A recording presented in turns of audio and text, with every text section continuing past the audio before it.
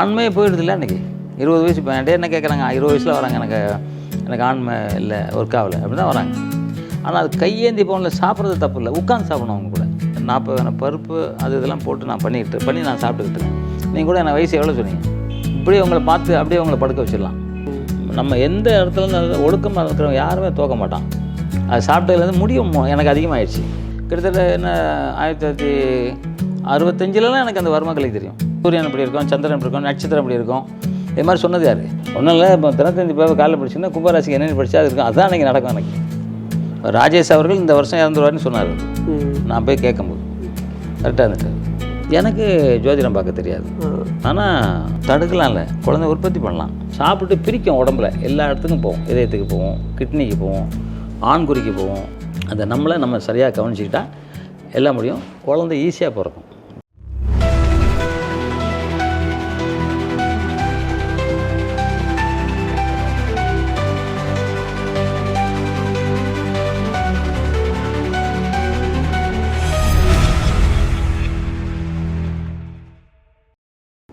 இப்போ சித்த மருத்துவத்தில் சித்த மருத்துவம் மூலியமாக குழந்தை பிரச்சனைகளை எல்லாம் சரி பண்ணி விட்டு தானே இருக்காங்க.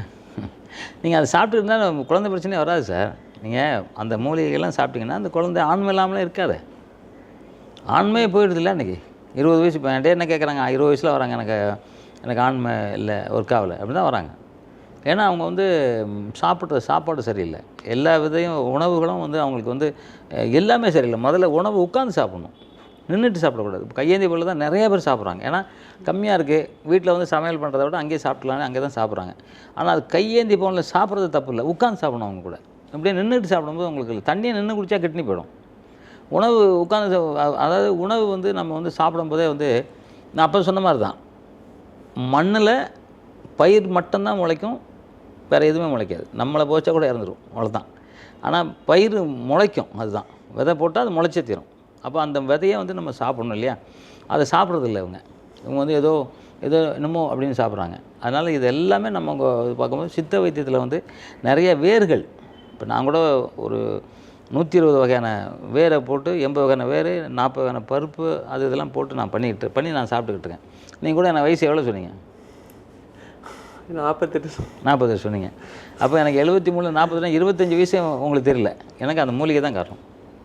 அது சாப்பிட்டதுலேருந்து முடியும் எனக்கு அதிகமாகிடுச்சு.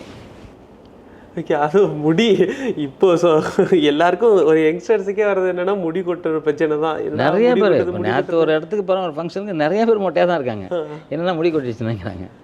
இப்போ இந்த வயசுலேயும் இவ்வளோ முடி ஆச்சரியம் தான். அதான் சார், அதுக்கு மேக்ஸிமம் ஒழுக்கம். நம்ம எந்த இடத்துல ஒழுக்கமாக இருக்கிறவங்க யாருமே தோக்க மாட்டான். அவன் கரெக்டாக இருப்பான். ஏன்னா அவனுக்கு தெரியும் மென்று சாப்பிடணுங்கிறது தெரியும். பெரியவங்க சொல்கிறது எப்படி ஃபாலோ பண்ணணும், நம்ம அம்மா சொல்கிறது தாத்தா சொல்கிறத கேட்கணும். இப்போ அம்மாவே நிறைய பேருக்கு இல்லை, தாத்தாவே நிறைய பேருக்கு இல்லை. வயசானவங்க சொன்னால் கேட்க மாட்டேங்கிறாங்க. பெரியவங்களை மதிக்கணும். நீங்கள் ஒரு வயசு உங்களை விட எனக்கு ஒரு வயசு இருந்தாலும் நீங்கள் என்னை மதிக்கணும். என்ன மதிச்சிங்கன்னா மட்டும்தான் அவங்க சொல்லி தருவாங்க, இல்லை சொல்ல மாட்டாங்க. அடப்போயா இவனுக்கு ஏன் சொல்லணும். இப்போ வர்மக்கலை நோக்கு ஒரு மணி ஒரு வர்மம். இங்கே அமெரிக்காவில் இருக்கணும் மயக்கம் போட உள்ள வச்சிடலாம், இப்படியே உங்களை பார்த்து அப்படியே உங்களை படுக்க வச்சிடலாம். சிங்கத்து கூட போராடலாம். ஏன்னா சிங்கம் நேருக்கு நேர் வரும். அன்றைக்கி அந்த காலத்தில் மன்னர்கள் வேட்டைக்கு தனியாக போவாங்க தெரியுமா? மன்னர்களை மட்டும் சிங்கத்தை அடித்து தூக்கி விட்டு வருவாங்க. ஏன்னா அவங்களுக்கு மட்டும்தான் நோக்கு வருமோ தெரியும். உளுந்துருக்கோம் அடித்து போட்டு இழுத்துட்டு வந்துடுவாங்க. இது மாதிரி வர்மக்கலையை மறைச்சிட்டாங்க, சொல்ல மாட்டேங்கிறாங்க. அது நிறைய பேருக்கு தெரில. இப்போ இந்த நோக்கோர்மங்கிறதே இந்த 7ஆம் அறிவு படத்தில் காட்டியிருப்பாங்க. அதுக்கப்புறம் தான் நிறைய பேருக்கு அதை பற்றி இருக்குதுன்னே தெரியும். அதுக்கு முன்னாடி யாருக்கும் தெரியாது. நான்லாம் கிட்டத்தட்ட என்ன 1965லலாம் எனக்கு அந்த வர்மக்கலை தெரியும். எங்கள் வாதியார் பெரிய ஆள் இல்லை, கில்லாடி வர்மக்கலையில். சும்மா அப்படி தடை விட்டார்னு அவள் தான் கை கால் விழுந்து போயிடும். திருப்பி அவர் தான் எடுக்கணும். ஸோ அந்த மாதிரி நிறைய கலைகளை மறைச்சிட்டாங்க. ஏன்னா சொல்லித்தர மாட்டேங்க, கற்றுக்கிற தகுதி இல்லை. இப்போ நான் கூட ஒருத்தர் கற்றுக் கொடுக்கணும், எனக்கு தகுதியாக இருந்தால் தான் கற்றுக் கொடுப்பேன். எனக்கு தகுதி இல்லை, அவன் தகுதியாக இருக்கணும். அவன் ஒழுக்கமாக இருக்கானா, தண்ணி அடிக்காமல் இருக்கானா, கஞ்சா அடிக்காமல் இருக்கானா, இந்த மாதிரி கெட்ட விஷயத்தில் போகாமல் இருக்கானா, அதை தான். ஏன்னா எங்கள் வாத்தியார்ட்ட அப்படி தான் நிற்பேன். இது மாதிரி பெரியவங்களை மதிக்கணும், அம்மா மதிக்கணும், அப்பாவை மதிக்கணும், அண்ணனை மதிக்கணும், தம்பியை கூட மதிக்கணுங்க. எல்லாரையும் மதித்து தான் வாழணும். அவன் தான் மனுஷன். மிதித்து வாழ்கிறவன் யாரும் மனுஷன் இல்லை. ஏன்னா மனுஷனுக்கு மட்டும் தான் நிமிர்ந்து உட்கார தகுதி கடவுள் கொடுத்துருக்காரு. மற்றெல்லாம் இப்படி தான் போகும், 4 காலில். மனுஷன் மட்டும் தான் 2 காலில் போவான். அவனுக்கு யோகா பண்ண சொல்லியிருக்காரு. ஏன்னா நிமிர்ந்து உட்காந்திங்கன்னா நீங்கள் உங்கள் சக்கரம்லாம் நேராக இருக்கும். நேராக இருக்கும்போது நிறைய அறிவு மூலியமாக நிறைய விஷயங்கள் தெரியும். சரி, இப்போ நமக்கு கேமரா கண்டுபிடிச்சா, லைட் கண்டுபிடிச்சா யார்? லைட்டு கண்டுபிடிச்சது தாமஸ் ஆல்வா எடிசன். ஆமாம், அவர் நம்ம கூட நம்ம மாதிரி 10 மாதம் தானே. ஆக்சுவலாக ஸ்கூலில் அன்ஃபிட்னு சொல்லி அனுப்பிச்சிட்டாங்களாம், படிக்கிறது இல்லைன்ட்டு. எவ்வளோ கண்டுபிடிச்சிருக்காரு, ஏன் அப்போ நம்ம கண்டுபிடிக்க முடியாது? இப்போ ஃப்ளைட்டு கண்டுபிடிச்சாரு ரைட் சகோதரர்னு சொல்கிறாங்க. ஆமாம், ஆனால் ரைட் சகோதரில் இந்தியாவில் கண்டுபிடிச்சாங்க. வெள்ளைக்காரன் ஆட்சி பண்ணதுனால அவன் என்ன பண்ணிட்டான், அவன் ஆளை பேர் போட்டான். முத சந்திரமண்டலம் போனது யார்? நம்ம தமிழன். மரக்குதிரை போயிருக்காங்க சந்திரமண்டலம்.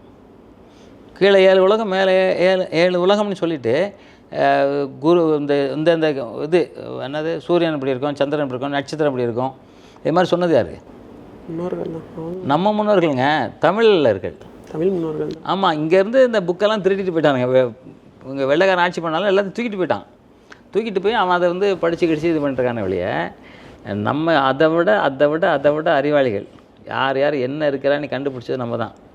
பூமிக்கு அடியில் என்ன இருக்குன்னு, தண்ணி கூட எந்த இடத்துல இருக்குன்ட்டு ஒரு வேரை போட்டு கண்டுபிடிச்சது நம்ம தமிழ் தான். ஒரு இதை கொண்டு போவாங்க, பார்த்துருக்கீங்களா நீங்கள்? கிராமத்துலாம் இன்றைக்கும் இருக்கும், தண்ணி எங்கே இருக்குன்னு கண்டுபிடிப்பாங்க. என்ன இதாக போட்டு பார்க்குறாங்க. அப்போ எவ்வளோ அறிவாளி அவங்க. அது மாதிரி ஒவ்வொன்றையும் கண்டுபிடிச்சது நம்ம தமிழை.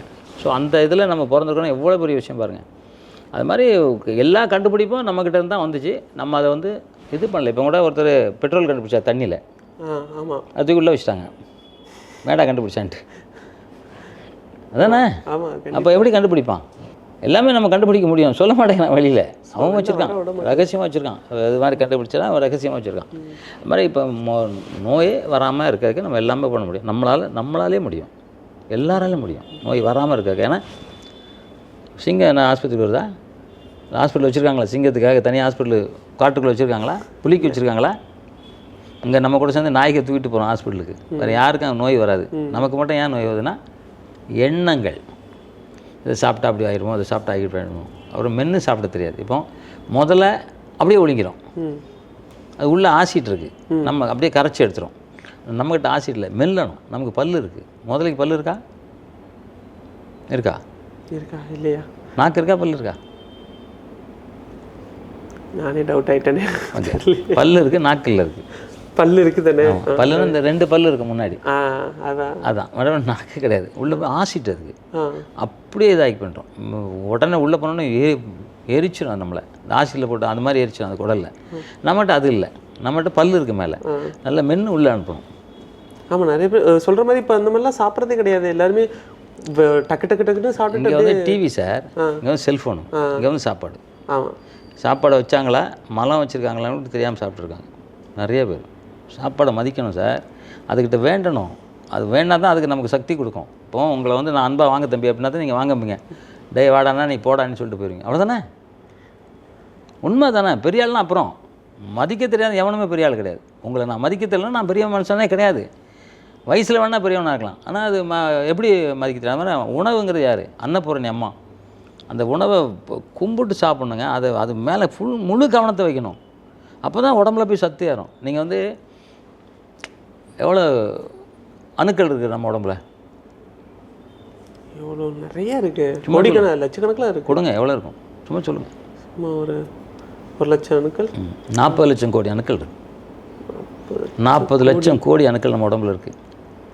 இது வந்து என்னைக்கு இதுக்கெல்லாம் சரியான சாப்பாடு போல வயசாகிடும், தோல் சுருங்கிடும், முடி கொட்டிடும், எல்லாமே போயிடும். அப்போ அதை ருசித்து சாப்பிட்றவனுக்கு தான் அந்த அணுக்களுக்கெல்லாம் போகும் உணவு. அதை சாப்பிடணும். என்ன நான் வந்து இப்போ 10 மாதம் அந்த உட்காந்து தான் சாப்பிட்றேன். இப்போ இப்படி கால் போட்டிருக்கேன்னா என்னால் முடியும், எவ்வளோ நேரம் வேணால் உட்காந்துருப்போம். என்னால் ஒரு 2 நிமிஷம் கூட அப்படி உட்கார முடியாது. என்னால் முடியும், ஏன்னா நான் வந்து பயிற்சி பண்ணுறேன். என்னால் முடியுங்கிறது பண்ணேன். 10 மாதம்லாம் 2 மணி நேரம் 3 மணி நேரம் உட்காருவேன். நான் எங்கன்னா ஃபங்க்ஷன் பண்ணால் 10 மாதம் உட்காந்துருப்பேன். எல்லாம் கேட்பாங்க, என்னங்க 10 மாதம் இவ்வளோ நேரம் உட்காந்துருக்கீங்கப்பாங்க. ஏன்னா நிறைய பேர் சொல்லுவாங்க. முயற்சி தான். அதனால் நம்ம வந்து எல்லா விஷயத்துக்கும் நம்ம வந்து முன்னோர்கள் சொன்னதை கேட்டுக்கிட்டே வந்தால் நம்ம நல்லா சந்தோஷமாக மகிழ்ச்சியாக இளமையாக அழகாக 120 வருஷம் இருப்போம். சித்த மருத்துவத்தை பற்றி நிறையா சொன்னீங்க. அது இப்போ நிறையா கரண்ட்டாக பிரச்சனை இருக்குது, இந்த ப்ரெக்னன்சி ப்ராப்ளம் தான். அதனால் ஃபெர்டிலிட்டி சென்டர் அந்த மாதிரி நிறைய போகிற வாய்ப்பு இருக்குது. அதை சித்த மருத்துவத்தை வச்சு தடுக்கலாமா? தடுக்கலாம்ல, குழந்தை உற்பத்தி பண்ணலாம். அதாவது அங்கே போகாமல் பிரச்சனை இல்லாமல் நம்ம இயற்கையாக முறையில் பண்ணலாமா? கருவேப்பிலை, கரு உருவாகிற இலை கருவேப்பிலை. கருவேப்பிலை யாருன்னா சாப்பிட்றாங்களா? குழம்புல போடுவாங்க, அப்படி ஓரமாக குப்பையில் போட்டுருவாங்க. அது கருவேப்பிலை. கருவேப்பிலைங்கும்போது கரு உருவாகிற இலை கருவேப்பிலை. ஸோ அதை சாப்பிடணும். அப்புறம் பயிற்சிகள் எல்லாருமே பண்ணணும். எல்லாமே பயிற்சிகள். இப்போ சாப்பாடு தான் சரியாக சாப்பிடல. உங்களுக்கு சாப்பிட்டு பிரிக்கும் உடம்புல, எல்லா இடத்துக்கும் போவோம். இதயத்துக்கு போவோம், கிட்னிக்கு போவோம், ஆண்குறிக்கு போவோம், எல்லா இடத்துக்கும் வந்து நம்ம அதை பிரிச்சிடும் உடம்புல, பிரித்து எல்லாத்துக்கும் போவோம். இப்போ யோகாசனம் பண்ணுறோம், நீங்கள் அப்படி உட்காந்து யோகாசனம் பண்ணும்போது நம்ம மூச்சு அப்படியே உடம்பு ஃபுல்லாக பிரியும். என்ன முக்கியமானது என்னது நமக்கு உயிரோடு இருக்கிறதுக்கு? சாப்பாடு, மூச்சு. அப்படி சொல்கிறீங்களா? மூச்சு இல்லைன்னா செத்துருவான். சாப்பாடு இல்லாமல் கூட 60-70 நாள்லாம் இருந்திருக்காங்க, 1 வருஷம். மூச்சுலாம் அன்றைக்கே ஆகிட்டு இல்லையா? இப்போ அந்த மூச்சை கரெக்டாக கொண்டு போகணும் இல்லையா? அதுக்கு இந்த சாப்பாடு, உணவு முக்கியமான உணவு. இந்த உணவுகளை கரெக்டாக சாப்பிட்டு பயிற்சி பண்ணும்போது நம்ம அப்படியே கண்ணை மூடிட்டு நம்ம உடம்புக்குள்ளே இருக்க எல்லாம் அப்படியே நமக்கு தெரியும், எல்லாமே தெரியும். எல்லாத்தையும் நம்ம சரி பண்ண முடியும். உடம்புல எந்த இடத்துல நோய் இருந்தாலும் நம்ம சரி பண்ண முடியும். நமக்கு அந்த சக்தி இறைவன் கொடுத்துருக்காரு. அதை யாரும் ஃபாலோ பண்ணல, நம்பாது எதுவுமே நடக்காது. நம்பணும், நம்மளை நம்பணும். நமக்கு முக்கியம் தானே. நம்ம கண்டிப்பாக உலகத்துலேயே அம்மா அப்பா முக்கியம் சார். அதுக்கு அடுத்து முக்கியம் நம்ம தான். அந்த நம்மளை நம்ம சரியாக கவனிச்சிக்கிட்டால் எல்லாம் முடியும். குழந்தை ஈஸியாக பிறக்கும். இப்போ அந்த காலத்தில் இந்த மாத்திரை சாப்பிட்டாங்களா? என்ன சாப்பிட்டாங்க? குழந்தை ஈஸியாக. நானும் 9வது பையன். எங்கள் பெரியப்பாக்கெல்லாம் 12 குழந்தைங்க. அப்படியே அரசாங்கம் சொல்லிச்சு 2 குழந்தை போதும்னுச்சு. இவங்க 2 குழந்தைக்கு ட்ரை பண்ணாங்க. இப்போ 1 குழந்தை கூட இல்லை. எவ்வளோ பேர் குழந்தை இல்லாமல் இருக்காங்க? அவங்க நல்லா பயிற்சி பண்ணணும், யோகாசனம் பண்ணணும், நல்லா மென்று சாப்பிடணும். டிவி பார்த்துட்டு உட்காந்துலாம் சாப்பிட்டாக்கெல்லாம் இது வராது. உடல் உறவுக்கே டைம் இருக்குது. இப்போ அந்த காலத்தில் கல்யாணம் பார்த்திங்கன்னா முதல்ல கல்யாணம் பண்ண அன்றைக்கெல்லாம் ஃபஸ்ட் நைட் வச்சிட மாட்டாங்க, டைம் பார்ப்பாங்க. 9 மணி 8 மணிக்கெலாம் வைக்க மாட்டாங்க. அதுக்கு டைம் பார்த்து இந்த ஓரெல்லாம் பார்த்து அந்த நேரம் பார்த்து தான் உள்ளே வந்து நெய் விளக்கு ஏற்றுவாங்க. இந்த கரண்ட் விளக்கெல்லாம் ஆஃப் பண்ணிட்டு நெய் விளக்கு ஏற்றுவாங்க. அதில் சில வாசனைகள் இருக்குது. நெய் விளக்கில் ஏற்றுன பசுமாடு இல்லையா, அது அந்த வாசனைகள், சில வாசனைகள், அவங்க கொடுக்குற உணவு முறைகள். மாப்பிளச்சம்பான்னு ஒரு அரிசி இருக்குது, கேள்விப்பட்டீங்களா? தெரியும். அது எதுக்கு சாப்பிடுங்க? கல்யாணம் பண்ண வரைக்கும் புது மாப்பிள்ளைக்காக தான் கொடுப்பாங்க. அது பேர் தான் மாப்பிளச்சம்பா. அதெல்லாம் ஆண்மை தூண்டும், குழந்தை உற்பத்தி வரும். இது மாதிரி எவ்வளோ இருக்குது. ஆனால் அதெல்லாம் யார் பார்க்குறா? எல்லாம் பார்க்கணும். சுமாரி உங்கள் நேயர்கள் பார்த்துட்டாங்கன்னா அதெல்லாம் சாப்பிட சொல்லுங்கள். நீங்கள் மட்டும் இல்லை, உங்கள் நண்பர்கள், உங்கள் தெரிஞ்சவங்களுக்கெல்லாம் சொல்லுங்கள். இந்த மாதிரி மாப்பிள்ளை சம்பா எதுக்கு சாப்பிட்றது, இதெல்லாம் சொன்னீங்கன்னா அவங்கவுங்க பரவிடும். அவ்வளோதான். இன்றைக்கி வந்து நான் தெரியாமல் சொல்லி நிறைய பழங்கள்லாம் விலை ஏறி போச்சு. நான்லாம் நெல்லிக்காய் 20 ரூபா 1 கிலோ வாங்கினேன். இப்போலாம் 150 ரூபா ஆயிடுச்சு. சரி, பரவாயில்ல, சந்தோஷமாக. விவசாயிகள் நல்லா இருக்காங்களா? ஆமாம். இன்றைக்கி யார் நல்லா இருக்கணும், நம்ம விவசாயம் நல்லா இருக்கணும்ல, அவங்களுக்கு அது கிடைக்கணும்ல. அதனால் நல்ல விஷயம். நம்ம உடம்பு நெல்லிக்காய் அவ்வை பாட்டியார் என்ன கொடுத்தாங்க? நெல்லிக்கனி தான். ஆமாம். அப்போ நெல்லிக்கனி அவ்வை பாடி கொடுக்க அபூர்வமாக நினைக்கிறாங்க. அது எவ்வளோ பெரிய சத்து உள்ளது. அப்போ அந்த நெல்லிக்கனி ஏன் சாப்பிட மாட்டேங்கிறீங்க? சாப்பிடுவோம். உப்பு, தோர்ப்பு, இனிப்பு, கசப்பு எல்லாமே நமக்கு 5 அதுதான் நமக்கு தேவை. நமக்கு அது சாப்பிட்லனால உடம்பு ஒரு நோய் வந்துடும். நீர், நிலம், நெருப்பு, காற்று, ஆகாயம், இந்த 5 பூதங்களும் நம்ம சரி பண்ணணும்னா உணவுகள்லாம் கரெக்டாக பண்ணணும். அது சரி பண்ணலைன்னா நமக்கு நோய் வரும். அதுதான் விஷயம். ஓகே, இதை பற்றி சித்த மருத்துவத்தை பற்றி பேசணும். ஜோசியம்ங்கிறது இருக்குது, ஆனால் எல்லா இடத்துலையுமே இருக்குது. அது உண்மையாக பொய்யான்னு உங்கள் கருத்து? சார், 100க்கு 100 ஜோசியம் உண்மை. இன்றைக்கி வந்து அவர் பேர் எனக்கு கரெக்டாக மறந்துட்டேன், இப்போ டக்குன்னு மறந்துட்டேன். அவர் வந்து நாட்டில் என்ன நடக்கும்னு கணிச்சார். இந்திரா காந்தி அம்மா சுட்டுப்பட்டு இறப்பாங்கன்னு கூட அவர் கணிச்சிட்டு போயிட்டார்.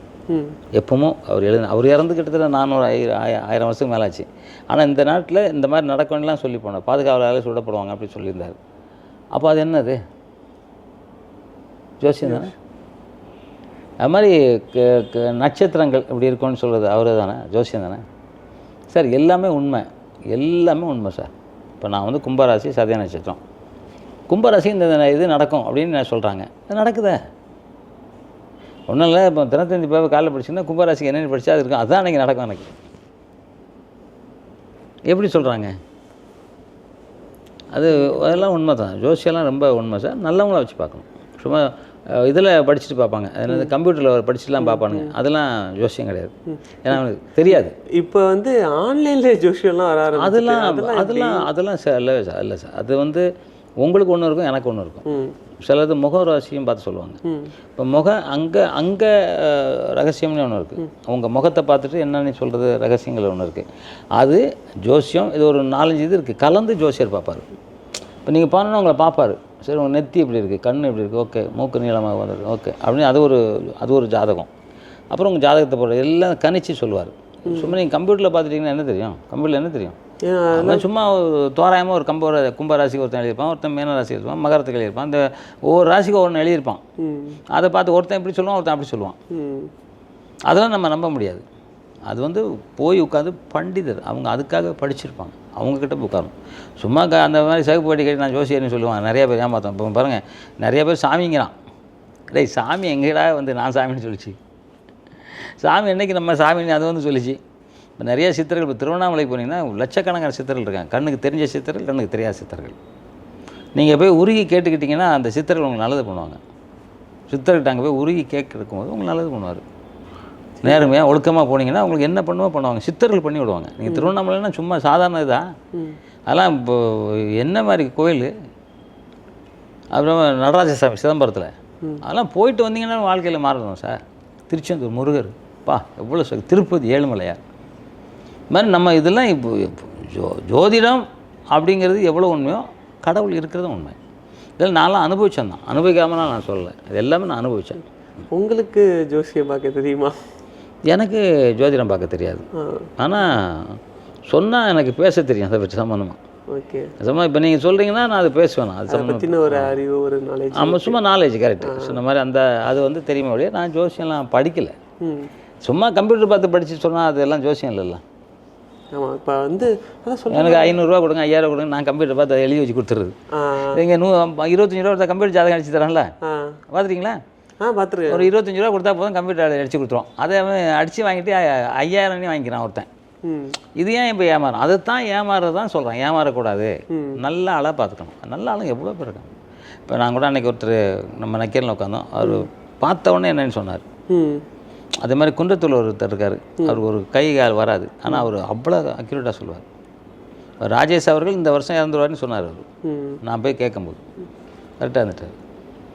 அவரும் ராஜேஷ் சாருக்கு வேண்டியவர் தான், ஆனால் ஜோதிடத்தை சொல்லிட்டார்.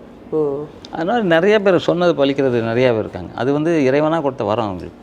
ஆனால் எல்லாருக்கும் இந்த ஒரு மோட்டிவேஷன், ஒரு நாலேஜ் தேவை நினைக்கிறேன். ஒரு எக்ஸசைஸாக இருக்கட்டும், இந்த சாப்பாடு முறையாக இருக்கட்டும், டிவி பார்த்துட்டு அந்த மாதிரி சாப்பிடாமல் ஒரு நல்ல உணவு எடுத்துக்கிறதா இருக்கட்டும், ஒரு நம்ம செல்ஃப் அதாவது நம்மளே ஒரு கன்சிஸ்டன்சியாக நம்ம பார்த்துக்கணும், நம்ம உடம்பை நம்ம பார்த்துக்கணும். ரொம்ப அருமையாக சொன்னீங்க. அது நிறைய பேருக்கு தெரிஞ்சு ஒரு மோட்டிவேஷன் ஆகி நிறைய பேர் இதை பின்பற்றணும்னா நல்லா இருக்குன்னு தோணுது. அது வந்து உங்கள் மூலியமாக நிறைய பேருக்கு தெரியும்னு நான் நம்புகிறேன். இந்த வீடியோ மூலியமாக நான் நிறைய பேருக்கு தெரியும் நம்புகிறேன். ஸோ ரொம்ப நன்றி சார், எங்களோட இந்த நேர்காணலில் பகிர்ந்ததுக்கு ரொம்ப நன்றி. ரொம்ப நன்றி, ரொம்ப சந்தோஷம், மகிழ்ச்சி. Thank you sir. அன்லிமிட்டெட் டாக்ஸ் நேயர்களுக்கு வணக்கம். இவ்வளோ நேரம் தம்பி மிக அற்புதமான இதை பற்றி கேட்டார். நானும் அவர் கேள்வி கேட்டதுக்கான பதிலை சொல்லியிருக்கேன். இன்னும் லட்சக்கணக்கான கேள்விக்கு பதில் சொல்ல முடியும். லட்சக்கணக்கான கேள்வி இருக்குது.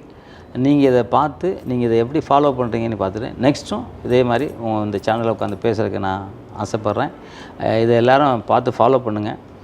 எப்பவும் சொன்ன மாதிரி பெரியவங்களை நீங்கள் நல்லா மதிங்க. அதுதான் உலகத்தில் மிகப்பெரிய தெய்வத்துக்கு கொடுக்குற மாதிரி. அதை தெய்வத்தை நேரில் பார்க்க முடியாது, பெரியவங்களை பார்க்க முடியும். அவங்க தான் தெய்வம். அவங்கள பார்த்து மதிங்க. அம்மா அப்பாவை மதிங்க. உலகத்திலே அம்மாவுக்கு நிகர் வேறு யாருமே கிடையாது. கடவுள் கூட கிடையாது. கடவுள் கூட அப்புறம் அம்மா தான் முன்னாடி. அந்த அம்மாவை மதித்தவன் எவனுமே வாழ்க்கையில் தோற்றத சரித்திரம் இல்லை. இதை புரட்சித் தலைவர் எம்ஜிஆர் அவர்கள் என்கிட்ட சொன்னது. அதுக்கு உதாரணம் அவர். அதனால தான் அவர்கிட்டருந்து வந்து தான் நான் எங்கள் அம்மா படம்லாம் வீட்டில் வச்சு நான் கும்பிட்டுக்கிட்டு இருக்கேன். அதே மாதிரி நீங்களும் அம்மாவை சாப்பிட்டீங்களான்னு கேளுங்க. உயிரோடு இருக்கிறாங்களா சாப்பிட்டீங்களான்னு கேளுங்க. அந்த தாய் எவ்வளோ பெரிய சந்தோஷப்படுவான்னு பாருங்கள். தந்தையை கேளுங்க. அம்மா பூமின்னா தந்தை வானம். இந்த 2 பேரும் நீங்கள் மதிச்சிங்கன்னா உங்களை வாழ்க்கையில் யாரும் தோக்கடிக்கவே முடியாது. வெற்றி மட்டும்தான் உங்களை சென்று சேரும். அதேமாதிரி உணவு முறைகளாம் சரி, உடற்பயிற்சியும் சரி, ஒழுக்கமாக இருந்தாலும் சரி. ஒழுக்கம் நமக்கு வந்து மிகப்பெரிய முக்கியமான இது. எல்லா நாட்டிலையும் வந்து முதல்ல ஆப்டாயிரம் ஜட்டியும் போட்டு சுற்றுனாங்க.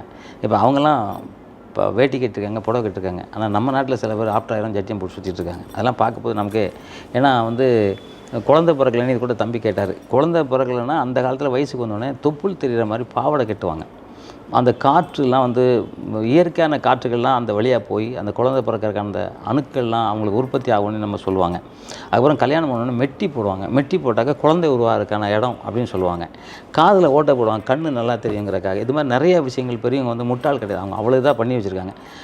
வெளிப்படையாக சொல்லலைனாலும் நிறையா விஷயங்கள் அவங்க பண்ணது எல்லாமே ரொம்ப அற்புதமாக இருக்குது. அதெல்லாம் நீங்கள் ஃபாலோ பண்ணணும்னு சொல்லிக்கிட்டு உலகத்தில் இந்தியனாக பிறக்கிறதுக்கு ரொம்ப பெருமைப்படணும். இந்தியனாக பிறக்கிற பெருமை, தமிழனாக பிறக்கிற கொடுத்து வச்சுருக்கணும். அந்த தமிழன் நாம் பிறந்திருக்கோம். அந்த தமிழ் வாழ்க, தமிழ் வெல்க, தமிழர்கள் வென்றே தீர்வோம். நன்றி, ஜெய்ஹிந்த். சூப்பர். இன்றைக்கி நிறைய விஷயம் நம்ம கேட்டு தெரிஞ்சுக்கிட்டோம்னு நினைக்கிறேன். மீண்டும் ஒரு நிகழ்ச்சியில் சந்திக்கலாம். Until then bye from Vijay Sakthi.